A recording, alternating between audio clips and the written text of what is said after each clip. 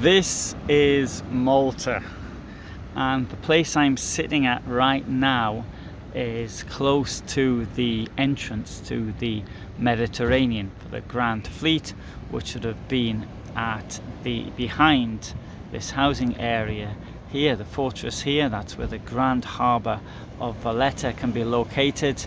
And if I turn the camera around slowly here, we'll come to, over there is Manuel Island, and there, Manuel, not too certain how to pronounce it, that was where the submarine fleet was. The 10th submarine flotilla was based there, and so the 10th submarine flotilla would have had to have come out through this channel into the Mediterranean, and this is northward facing, so north is more or less, so I'm pointing the camera right now, and it's this, the 10th submarine flotilla, in my opinion, which above all played such a vital role in the Second World War.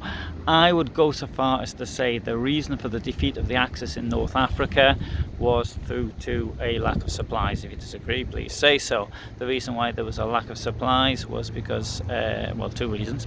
The ports in North Africa couldn't handle the supplies that were necessary, which is a good argument. But the second argument is because of the losses to Axis supply ships sunk by submarines coming out of this strait here. Well, not just submarines, of course, the aircraft had a role as well. Italy went to war on the 10th of June 1940. It was taken by surprise. Italy had already told, or Mussolini had told Hitler that he wouldn't be ready until 43.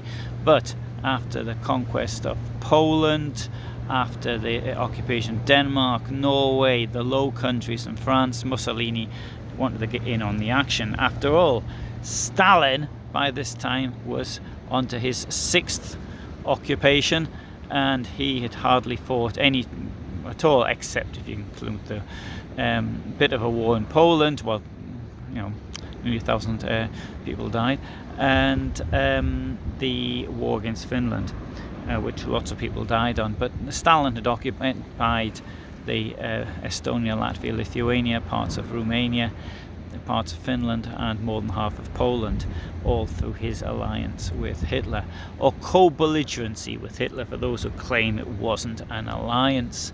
So Mussolini wanted to get in on the act. On the 10th of June, he summoned, his son-in-law, Count Galeazzo Ciano, summoned first of all the French ambassador and then the British ambassador 15 minutes later, and told them as from the following day, the 11th of June, there would be a state of war between the two countries. Now, Malta itself is only around 250 square kilometers, something like that. It is about 27 by 14 kilometers, very, very approximately. Most people, however, lived in this area here, which is around the Grand Harbour. And so about 250,000 people on the Maltese islands.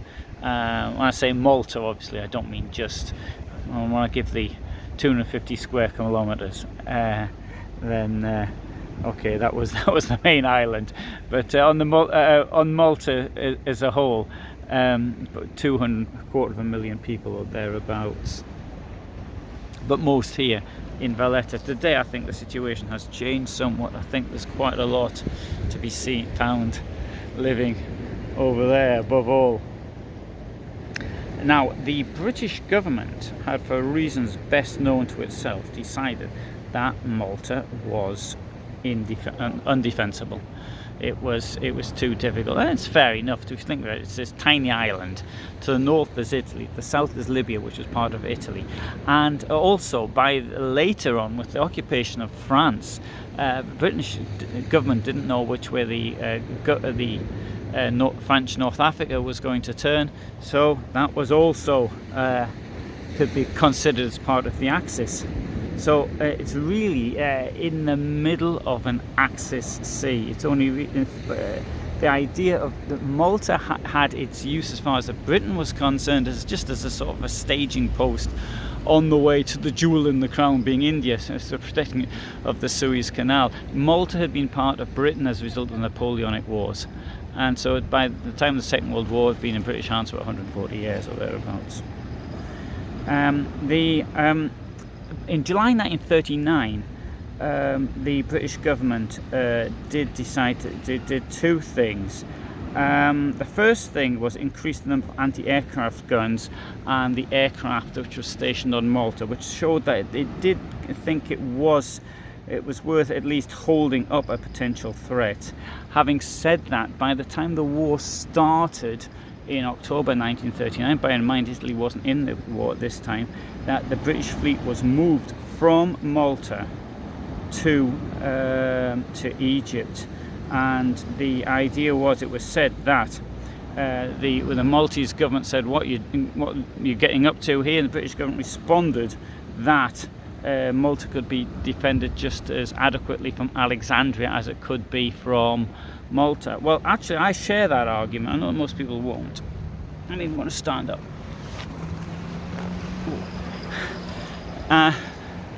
But I do understand why people wouldn't understand. The point of having a fleet here is this: it's going to get easily sunk, and the Grand Harbour just over there behind that, I can't see it from here, but ships in there were sitting ducks. Of course, this is all before the Battle of Taranto and Pearl Harbor above all. On the 10th of June, so on the day I just mentioned, there was only 6 Gloucester C Gladiator biplanes on the island, and there was actually 12 in total, because 6 of them were still in packing crates. So the question now we come to is why didn't Italy invade? I mean, just why weren't the Italians prepared for what was going to happen? So in the First World War, having been enticed by British and French offers of land to be taken from the Austrians, then Italy moved very slowly. If you've seen any of the films I did in the Julian Alps related to the First World War, this really cannot emphasize this enough, that Italy more or less gave Austria plenty of warning and then advanced very slowly. By the time it got to the mountains, so the flat land, it advanced at leisurely pace. By the time it got to the mountains, the Austrians were ready and waiting for them. And it's something similar here. Had an invasion coming on, let's suppose, and Mussolini says he's going to go for war on the 10th, he needs to get ready for send troops into France. He could have sent a fleet down here, something like that, and Malta could have been captured. They could have just walked in, or sailed in, really. Walking in, they got their feet wet. But by the time that this was left so late, that there was a plan. The Italians had come up with a plan for the capture of Malta in 1938. It was part of the Italian irredentist ideas. That they even thought, the fascists thought, the Maltese language was a version of Italian. And well, that's really, as a person who studied linguistics, I'm like, there's 1 or 2 words that look the same, but I can't understand it at all. I might even do a demonstration of me trying to read some Maltese. But anyway, that apart. There are, of course, Italian islands in this area. You've got Lampedusa, you've got Pantelleria, you've got Limosa, and they're even further to the coast of Africa than Malta is. So I could understand that from a sort of a territorial argument point of view.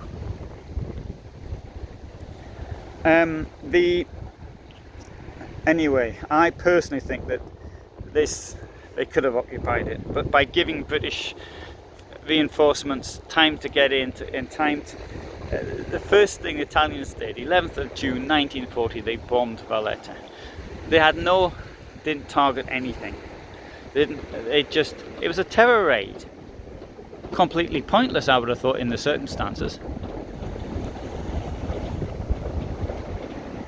There's something that sounds like a train. Only there's no trains here in Malta.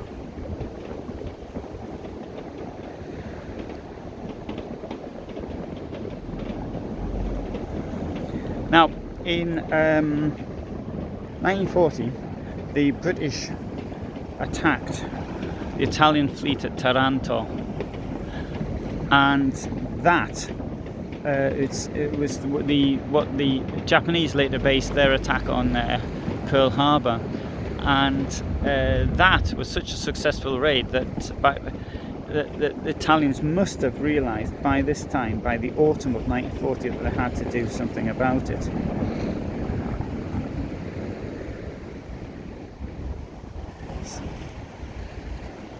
So anyway, there were constant bombing, it needs to be pointed out, by the Italians, but it was just flying at 6 kilometers in the air, 6,100 meters, and it seems to me though that the bombing just wasn't directed at anything in particular. That's the impression I actually get. Anyway, I'll have to look at this in more detail in other videos. But the most important thing is what we have here in front of us, is this Manuel Island. And this is where the submarine flotilla was based. And so I'll take you there in different videos to show you that more close. Some of the buildings are still standing, and it was this though that really defeated the Axis, I believe, in 1941. Anyway, good. So I sort of did this off the top of my head, so it's a bit disjointed without notes, whilst admiring the view. This is October. I mean, I was here last 18 months ago, it was April then, and it's just absolutely outstanding weather. So it's 24 degrees today, and it might look a bit overcast, but well, it is a bit overcast, but but it's very, very pleasantly warm. Really fantastic.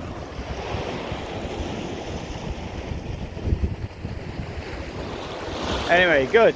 Let's walk along the seafront a bit.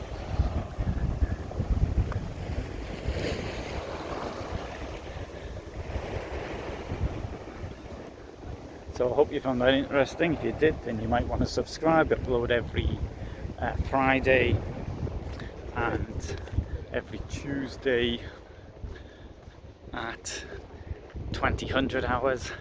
So World War II is my specialist, that one I know best, and within that is the Holocaust. So that's why most of my videos are related to that, but occasionally have things related to other ideas, such as this one here about this island above all, which I find particularly fascinating. The island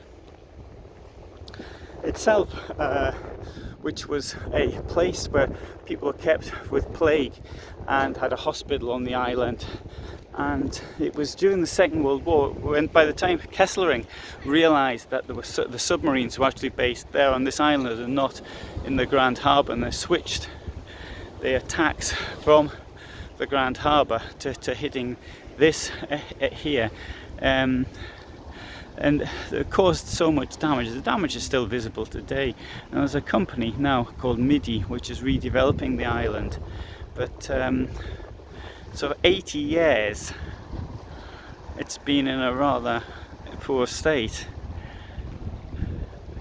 Anyway, all the best, thanks, bye for now.